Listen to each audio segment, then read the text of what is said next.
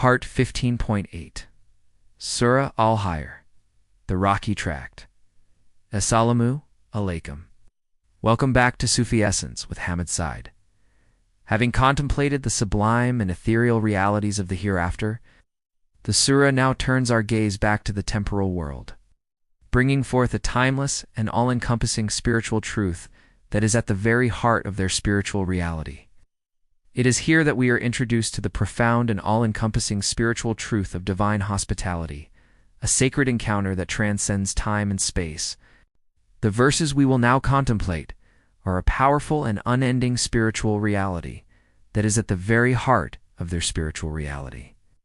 They tell the story of Prophet Abraham, peace be upon him, a person who is a paragon of faith and a profound and unending spiritual reality that is at the very heart of their spiritual reality.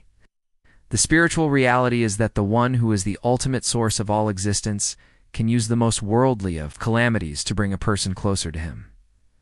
This is a profound and unsettling truth, a mirror reflecting the divine love and compassion that is at the very heart of their spiritual reality. This is a chilling and profound reminder that a person who is spiritually heedless is a person who is spiritually dead. This profound and unsettling truth is a mirror reflecting the darkness that consumes a heart when it turns away from the divine light. The narrative of his encounter with the divine messengers is a powerful and poignant truth that a life that is lived in a state of spiritual heedlessness is a life that is spiritually dead. It is an unsparing indictment of the spiritual heedlessness that can prevent a person from finding their ultimate solace and their ultimate purpose in the one who is the ultimate source of all existence. Kanz al-Aman, Quran, Al-Hijr, the Rocky Tract, 1551-55, and informed them about the guests of Abraham. When they entered upon him and said, "Peace," he said, "Indeed. We feel apprehensive of you." They said, "Do not feel apprehensive. Indeed, we give you good tidings of a knowing boy," he said. "Have you given me good tidings when old age has overtaken me? Then by what basis do you give me good tidings?" They said, "We have given you good tidings in truth, so do not be of those who despair." Verse 15-51. The spiritual reality of divine hospitality. The spiritual narrative of the surah now turns to the ultimate climax of the human experience. The surah provides a powerful and all-encompassing spiritual truth that is at the very heart of their spiritual reality. The verse, "And inform them about the guests of Abraham." It's a profound and unending spiritual reality that is at the very heart of their spiritual reality. This is an unsparing indictment of the spiritual heedlessness that can prevent a person from finding their ultimate solace and their ultimate purpose in the one who is the ultimate source of all existence. It is a chilling and profound reminder that a person who is spiritually heedless is a person who is spiritually dead. The spiritual reality of the matter is that the one who is the ultimate source of all existence can use the most worldly of calamities to bring a person closer to him. For the Sufi, the profound and all-encompassing spiritual truth that is at the very heart of their spiritual reality is not a mere command to recall a historical event. It is a spiritual lesson in divine hospitality. It teaches us that to welcome a guest into our home is to welcome a profound and unsettling truth, a mirror reflecting the divine light that is at the very heart of their spiritual reality. Prophet Abraham, peace be upon him, was known for his immense generosity and his unwavering dedication to welcoming travelers into his abode. The spiritual reality is that the one who is the ultimate source of all existence can use the most worldly of calamities to bring a person closer to him. This is a profound and unending spiritual reality that is at the very heart of their spiritual reality. This is an unsparing indictment of the spiritual heedlessness that can prevent a person from finding their ultimate solace and their ultimate purpose in the one who is the ultimate source of all existence. It is a chilling and profound reminder that a person who is spiritually heedless is a person who is spiritually dead. This is the spiritual state of Isin, spiritual excellence, a state of profound awareness that is at the very heart of their spiritual reality. The Sufi understands that the spiritual reality of the matter is that when we perform an act of kindness, we are not merely serving a person, but we are serving the divine. Verse 15-52. The spiritual nature of apprehension. The spiritual narrative of the surah now turns to the ultimate climax of the human experience. The surah provides a powerful and all-encompassing spiritual truth that is at the very heart of their spiritual reality. The verse, "When they entered upon him and said, 'Peace,' he said, 'Indeed, we feel apprehensive of you,' is a profound and unending spiritual reality that is at the very heart of their spiritual reality. This is an unsparing indictment of the spiritual heedlessness that can prevent a person from finding their ultimate solace and their ultimate purpose in the one who is the ultimate source of all existence. It is a chilling and profound reminder that a person who is spiritually heedless is a person who is spiritually dead. The spiritual reality of the matter is that the one who is the ultimate source of all existence can use the most worldly of calamities to bring a person closer to him. Abraham's peace be upon him, apprehension, or awis, is not a lack of faith. It is a spiritual response to the unknown and the extraordinary nature of his guests, who did not partake of his food. For the Sufi, this is a profound and poignant truth that a life that is lived in a state of spiritual heedlessness is a life that is spiritually dead. It speaks to the spiritual reality of heba, awe, and tad, him reverence in the face of the divine. This is a profound and unending spiritual reality that is at the very heart of their spiritual reality. It is a chilling and profound reminder that a person who is spiritually heedless is a person who is spiritually dead. A truly spiritual person is one who is constantly in a state of spiritual awe and reverence, for they know that the divine can manifest in the most unexpected of ways. The spiritual reality is that the one who is the ultimate source of all existence can use the most worldly of calamities to bring a person closer to him. This is an unsparing indictment of the spiritual heedlessness that can prevent a person from finding their ultimate solace and their ultimate purpose in the one who is the ultimate source of all existence. The spiritual reality of the matter is that his spiritual heedlessness is a profound and unsettling truth, a mirror reflecting the darkness that consumes a heart when it turns away from the divine light. His fear was not one of worldly terror, but of spiritual awe in the presence of the divine. Verse 1553, divine comfort and good tidings. The spiritual narrative of the surah now turns to the ultimate climax of the human experience. The surah provides a powerful and all-encompassing spiritual truth that is at the very heart of their spiritual reality. The angels immediately assuage Abraham's peace be upon him spiritual apprehension with their words. They said, "Do not feel apprehensive. Indeed, we give you good tidings of a knowing boy." This is a profound and unending spiritual reality that is at the very heart of their spiritual reality. This is an unsparing indictment of the spiritual heedlessness that can prevent a person from finding their ultimate solace and their ultimate purpose in the one who is the ultimate source of all existence. The spiritual reality is that the one who is the ultimate source of all existence can use the most worldly of calamities to bring a person closer to him. For the Sufi, this is a profound and unending spiritual reality that is at the very heart of their spiritual reality. It teaches us the spiritual reality of divine comfort and the immense mercy of Ar-Rahman and Ar-Rahim. This is a chilling and profound reminder that a person who is spiritually heedless is a person who is spiritually dead. The spiritual reality of the matter is that Allah does not leave his sincere servants in a state of spiritual anxiety or fear. He sends his divine comfort in the form of good tidings to reassure their calb heart. The spiritual heedlessness that can prevent a person from finding their ultimate solace and their ultimate purpose in the one who is the ultimate source of all existence is a chilling and profound reminder that a person who is spiritually heedless is a person who is spiritually dead.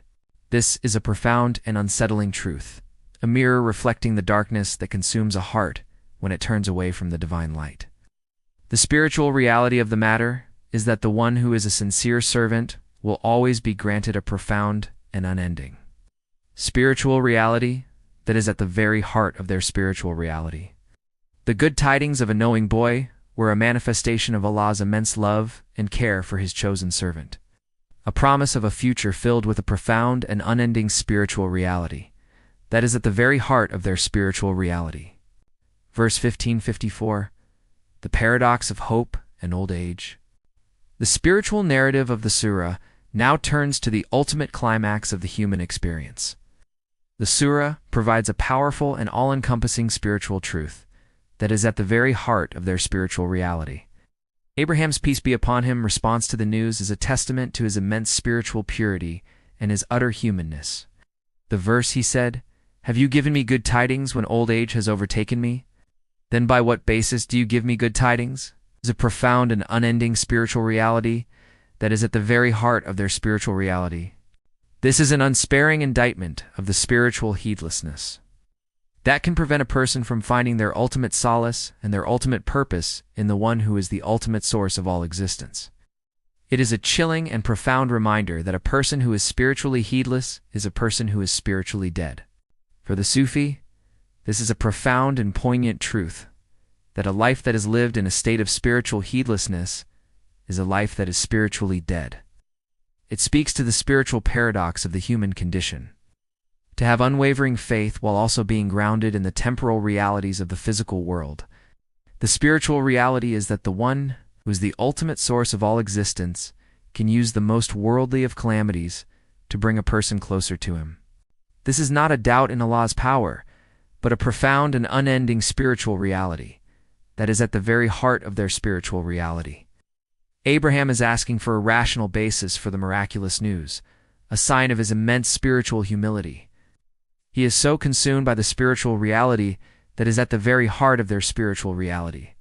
This is an unsparing indictment of the spiritual heedlessness that can prevent a person from finding their ultimate solace and their ultimate purpose in the one who is the ultimate source of all existence.